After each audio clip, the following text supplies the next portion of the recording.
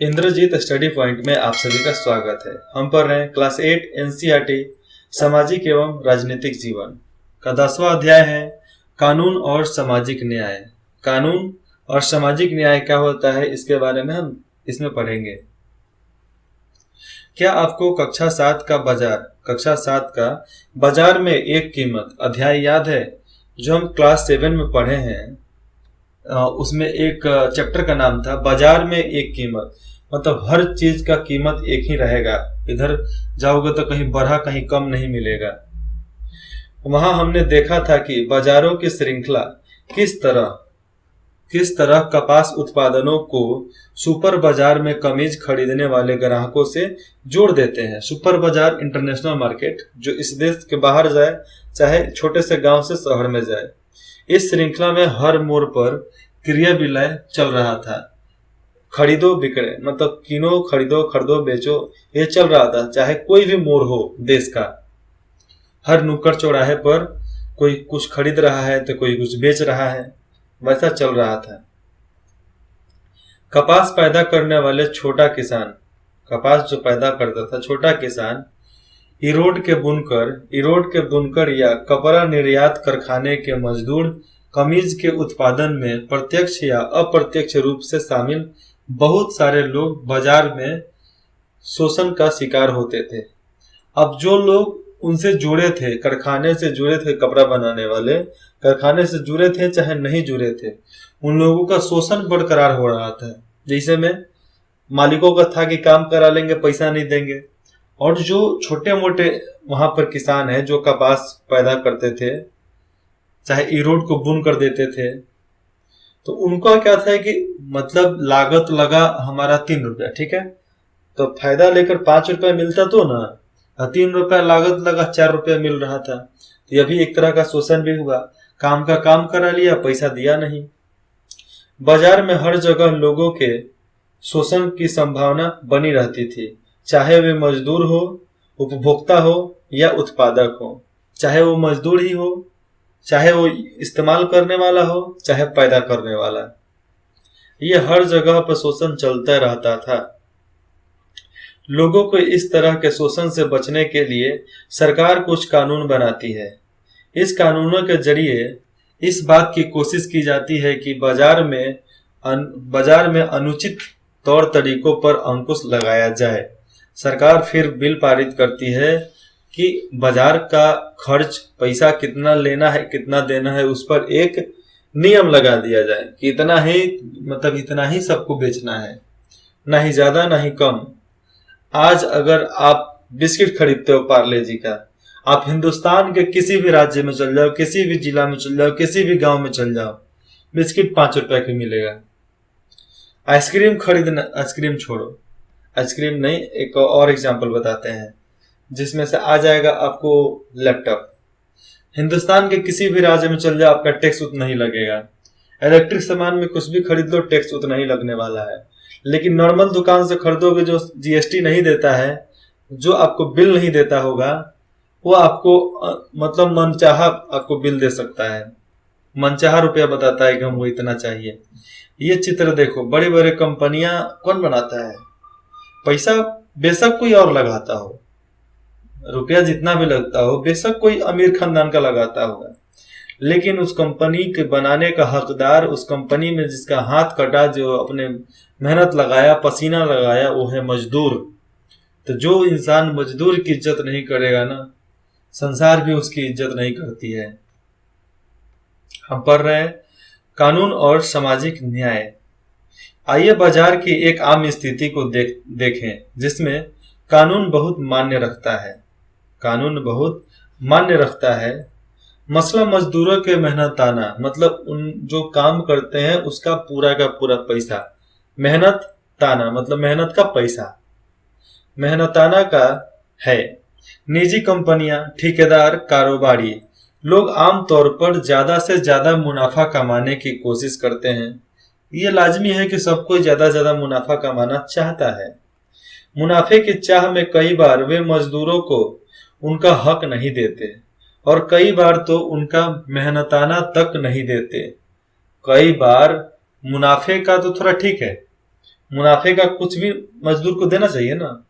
Tata group of company ऐसा है कि मुनाफा उसको होता है तो 50% मुनाफा अपने मजदूरों में, मतलब अपने स्टाफ में बांट देता है। लेकिन बहुत ज्यादा कारोबारी ऐसे हो गए हैं जो पेमेंट ही रोक देते हैं, देते ही नहीं है। पेमेंट ही नहीं देंगे तो मजदूर काम कहां से करेगा। मजदूरों को उनका मेहनताना न देना कानून की नजर में गैर कानूनी या गलत है। मजदूरों को उनके मेहनत का पैसा ना देना यह कानून के नजर में गलत है, गैर कानूनी है।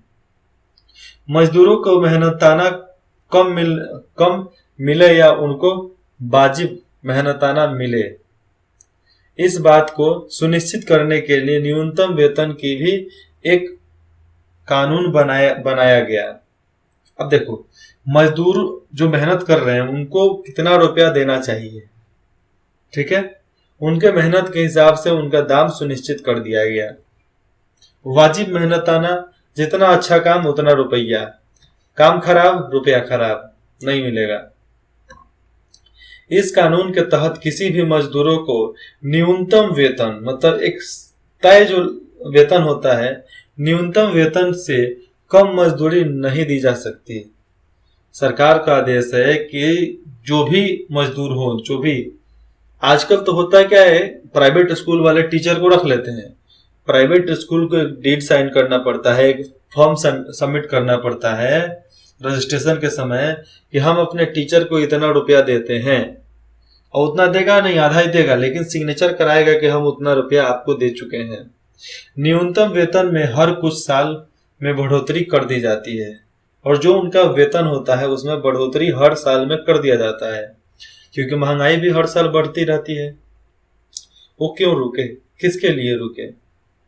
जिस तरह मजदूरों को सुरक्षा प्रदान करने के लिए न्यूनतम वेतन का कानून बनाया गया, उसी तरह बाजार में उत्पादकों और उपभोक्ताओं के हितों की रक्षा करने के लिए भी कानून बनाए गए थे, और बनाए गए भी, कि हर किसी के हित का रक्षा किया जा सके, हर किसी के अधिकारों का रक्षा किया जा सके। कानून के जरिए ही तो होता है ना। इन कानूनों के जरिए मजदूर, उपभोक्ता और उत्पादक तीनों के संबंधों को इस तरह संचालित किया जाता है कि उनमें से किसी का शोषण न हो। और देखो, यहाँ पर कानून के जरिए मजदूर, इस्तेमाल करने वाला उपभोक्ता या पैदा करने वाला उत्पादक, तीनों के संबंध को ऐसा संचालित किया गया, मतलब एकत्रित किया गया कि उनमें से किसी का शोषण ना हो, ना ही मजदूर का, ना ही उत्पादक का, ना ही उपभोक्ता का। ये चित्र दिख रहा है आपको, यह चित्र धागा मिल है, धागा मिल और कपड़ा मिल है। यहाँ पे देखते हैं, अहमदाबाद के एक कपड़ा मिल में कम काम करते मजदूर, अहमदाबाद का ये मिल है जिसमें मजदूर काम कर रहे हैं। बिजली से चलने वाली कार्गो के साथ, कार्गो के साथ बढ़ती स्पर्धा के कारण 1980 और 1990 के दशक में ज्यादातर कपड़ा मिल बंद हो गया था, क्योंकि पहले सब डीजल चलता था, हाथ से पैर से चलता था, अब तो मशीन से चलने लगा। मशीन की वजह से उसका उत्पादन ज्यादा है, इसका उत्पादन कम, इसलिए काम गड़बड़ा जाता था। पावर लूम बिजली से चलने वाले कार्गो को कहते हैं, और पावर लूम मतलब बिजली से चलने वाले मशीन। यह 4 से 6 कार्गो की छोटी इकाई है।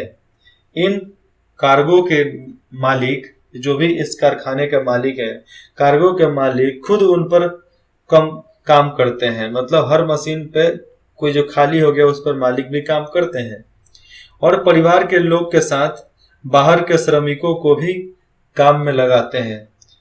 यह जानी हुई बात है कि बिजली से चलने वाली कार्गो में कार्य स्थितियां बहुत खराब होती है, और जो बिजली से चलने वाला काम होता है उसमें काम बहुत खराब होता है।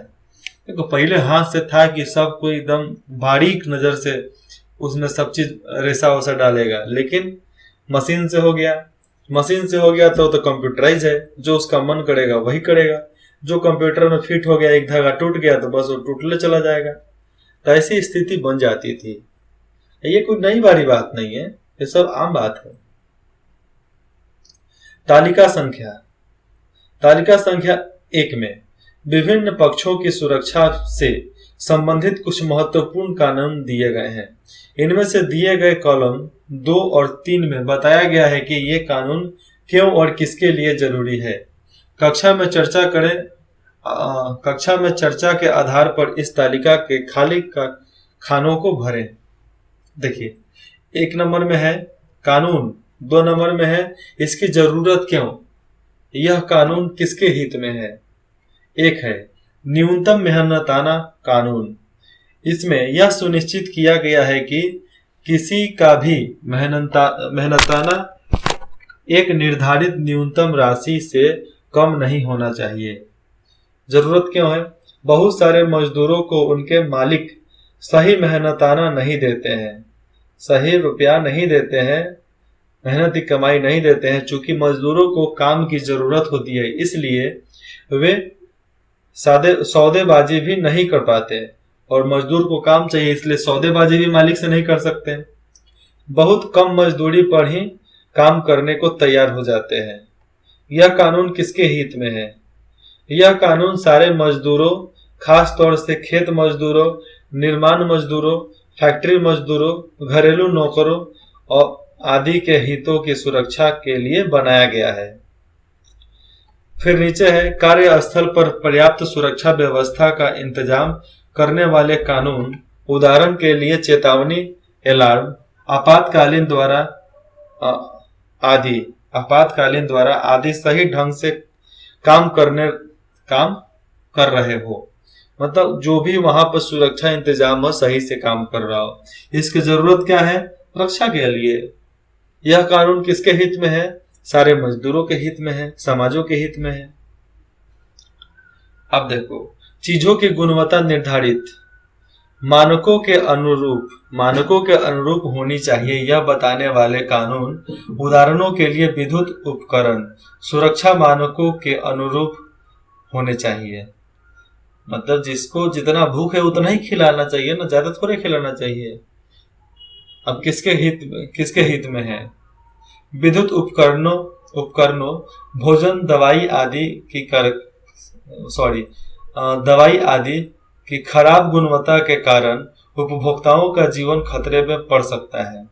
इसलिए एक्सपायरी डेट लिखा रहता है। एक्सपायरी डेट लिखा हो तो दवा आप मत लो, एक्सपायरी डेट लिखा है तो बिस्किट मत लो, एक्सपायरी डेट लिखा है तो कोई भी सामान मत लो, एक्सपायरी डेट लिखा है जिस चीज पे भी लिखा है उसको मत खरीदो, उसका इस्तेमाल मत करो। यही नियम है। और ये आपको पढ़ने वाली बात है, तो मैं इसमें ज्यादा हस्तक्षेप करना नहीं चाहता, पर ज्यादा इसमें टाल मटोल करके समय काटना नहीं चाहता। इसको आप खुद से जरूर पढ़ना। एग्जाम में कभी कभी इसमें से भी क्वेश्चन पूछ दिए जाते हैं। कानून बना देना ही काफी नहीं होता। कानून बना देना ही काफी नहीं होता। सरकार को यह भी सुनिश्चित करना होता है कि कानूनों को लागू किया जाए। इसका मतलब यह है कि कानून को लागू किया जाना बहुत जरूरी होता है। कानून को लागू करना सबसे जरूरी वाला काम यही है।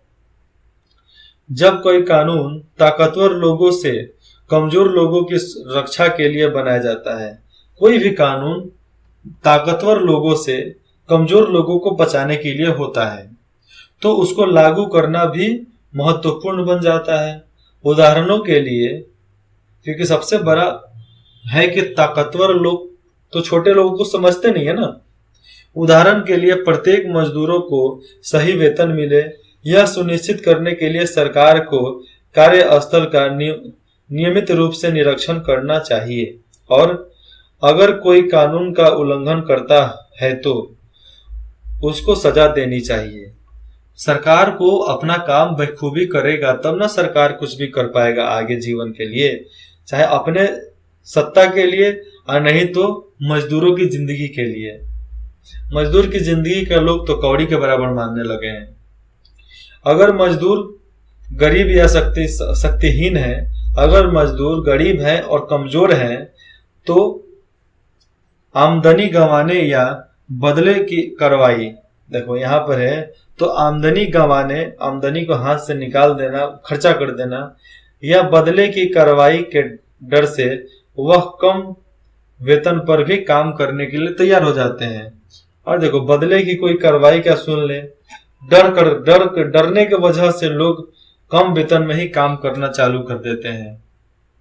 लेकिन आज थोड़ा समाज बदला है, इसलिए थोड़ी सी ज्यादा यहाँ पर चेंजिंग हुआ है, हर चीज बदला है।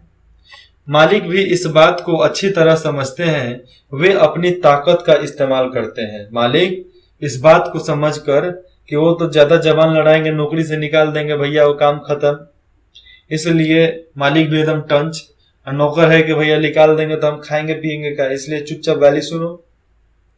तो कंपनी भी इस चीज को अच्छी तरह से जानती है, वे अपनी ताकत का इस्तेमाल करते हैं ताकि मजदूरों से कम पैसा में काम कराया जा सके। ऐसी सूरत में यह बहुत जरूरी होती है कि संबंधित कानूनों को अच्छी तरह लागू किया जाए। और सबसे जरूरत वाली चीज ये है कि सभी कानूनों को एकदम बेखूबी लागू किया जाए हर किसी के ऊपर, चाहे वो ताकतवर हो, गरीब हो, मजदूर हो, चाहे कोई भी हो। इन कानूनों को बनाने, लागू करने और कायम रखने के लिए सरकार व्यक्तियों या निजी कंपनियों की गतिविधियों को नियंत्रित कर सकती है। अब देखो, कानून को लागू करने के लिए सरकार व्यक्तियों और निजी कंपनी जो भी है उस पर नियंत्रण कर सकती है ताकि सामाजिक न्याय सुनिश्चित किया जा सके। इनमें से बहुत सारे कानूनों का जन्म भारतीय संविधान में दिया गया मौलिक अधिकारों से हुआ है। जो भारतीय संविधान में मौलिक अधिकारों के बारे में लिखा गया है 14 से 19-21 के बीच में, वो हमें ये बताता है कि सारा अधिकार आपके अंडर में आ सकता है। आपका जो बनता है आप सरकार से मांगो, अगर वो आपके मौलिक अधिकारों में आएगा तो सरकार का देना वह कर्तव्य हो जाएगा। उदाहरण के लिए शोषण से मुक्ति के आधार का अर्थ है, उदाहरण के लिए शोषण से मुक्ति का अधिकार मतलब यहाँ पर हर चीज से मुक्ति किस तरह, मुक्ति का अधिकार का अर्थ है किसी को भी कम मेहनताना पर काम करने या बंधुआ मजदूरों के तौर पर काम कराने के लिए मजबूर नहीं किया जा सकता। कानून का मतलब ही हो गया, शोषण का मतलब किसी को कम पैसा देकर काम नहीं करवाया जा सकता, चाहे उसको बंधुआ मजदूर का मतलब हो जाता है कि हम आपको 2 टाइम का खाना देंगे, बाकी कुछ नहीं देंगे, कपड़ा वपड़ा देंगे पहनने के लिए एकदम नॉर्मल सा, बस आपको जो बोलेंगे वो करना है। बंधुआ मजदूर लोग का यही काम था। वो मजदूर, उसका बेटा मजदूर, उसका खानदान का सब मजदूर, ऐसा होता था बंधुआ मजदूर वाला काम। तो उनसे जबरदस्ती काम नहीं करवाया जा सकता है। यही उदाहरण मतलब यही नियम बना था। कौन सा नियम बना था? अधिनियम 1989 में यह अधिनियम पारित हुआ था। संविधान में यह भी कहा गया है कि भारतीय संविधान, आप प्ले लिस्ट में जाओगे तो उसमें मिलेगा। भारतीय संविधान में यह भी कहा गया है कि 14 साल से कम उम्र के किसी भी बच्चे को किसी कारखाने या खदान या किसी अन्य कारखाना व्यवसाय में काम पर नहीं रखा जाएगा। और यह भी संविधान में लिखा गया है कि 14 साल से कम उम्र के बच्चे को काम नहीं करवाना है और उसे कहीं भी काम नहीं दिया जाएगा, क्योंकि ये पढ़ने का उम्र होता है। लेकिन आज भी आप देखो, चाय टपड़ी पर हमेशा एक बच्चा ही लेकर आएगा। क्यों? क्योंकि सरकार उसको पढ़ने की इजाजत ही नहीं, मतलब पढ़ने के लिए सुविधा ही नहीं देगा। तो क्या होगा? बहुत सारे बच्चे आज कितने घरों में बर्तन साफ करते हैं, कपड़े साफ करते हैं। क्यों साफ करते हैं? क्योंकि उनकी भी मजबूरी है, करना ही है। आगे देखते हैं। व्यवहार में यह कानून किसी तरह सामने आता है, व्यवहार में यह कानून तो सामने आ जाएगा। ये कानून सामाजिक न्याय की चिंताओं को किस हद तक संबोधित करते हैं, इस अध्याय में हम ऐसे ही कुछ सवालों की पड़ताल करेंगे। जैसे में ये देखिए, सन 2011 की जनगणना के मुताबिक भारत में 5 से 14 साल के उम्र के 40 लाख से ज्यादा बच्चे विभिन्न व्यवसायों में नौकरी करते हैं। कितना? 40 लाख से भी ज्यादा। इनमें से बहुत सारे बच्चे खतरनाक व्यवसाय में हैं बहुत सारे बच्चे खतरनाक कामों को करते हैं। 2016 में संसद ने बाल श्रम परिच्छेद एवं विनियम अधिनियम 1986 में यह संशोधन किया है कि 14 वर्ष से कम आयु के बच्चे के सभी व्यवसायों को, मतलब सारे कामों को, सारे व्यवसायों में तथा किशोरा 14 से 18 वर्षों के जोखिमकारी कामों और प्रक्रियाओं में नियोजन करने पर प्रतिबंध है। मतलब देखो, 14 से पहले तो काम ही नहीं कराना है, और 14 से 18 के बीच में जो लड़का है, जो बच्चा है, बच्ची है, उसको खतरनाक कामों में नहीं लगाना है, नॉर्मल काम देना है, ज्यादा नहीं। बच्चों या किशोरों के नियोजन को अब एक संज्ञेय अपराध माना गया है। बच्चों और किशोर अवस्था में जो बच्चा होता है 14 से 18 के बीच में, उससे अगर आप काम कराते हैं तो वह अपराध की श्रेणी में आता है। 2017 में एक ऑनलाइन पोर्टल pencil.gov.in लागू हुआ था, जिसका फुल फॉर्म होता है platform for informative for child labour, जिसको बोलते हैं पेंसिल, प्रारंभ हुआ है। यह पोर्टल शिकायतें दर्ज कराने, चाइल्ड ट्रेनिंग तथा राष्ट्रीय बाल श्रम परियोजना, जिसको बोलते हैं NCLP के कार्यान्वयन एवं मॉनिटरिंग के लिए है। उसके कामों के लिए है कि कौन से लोग कहां से काम करा रहे हैं, कहां से काम नहीं करा रहे हैं। ठीक है, इस भाग में इतना ही। फिर पढ़ते हैं अगले भाग में, भाग 2 में। अगर आपको कुछ भी डाउट हो तो आप कमेंट में करके बता सकते हैं। अगर पढ़ाने में कुछ गड़बड़ हो गया हो, गलत हो गया हो, तो भी आप कमेंट में बता सकते हैं कि यहाँ पर कुछ गलत हुआ है, यहाँ पर हमें समझ में नहीं आया है। आप फोन करो, डिस्क्रिप्शन के दिए गए नंबर पे आप मैसेज कर सकते हैं। आपको एक टाइम निर्धारित कर दिया जाएगा कि आपको इतना समय में फोन करना है, तो आप उसमें बात कर सकते हैं, आपको वहां पर समझा दिया जाएगा। इंद्रजीत स्टडी पॉइंट में जुड़ने के लिए आप सभी का धन्यवाद।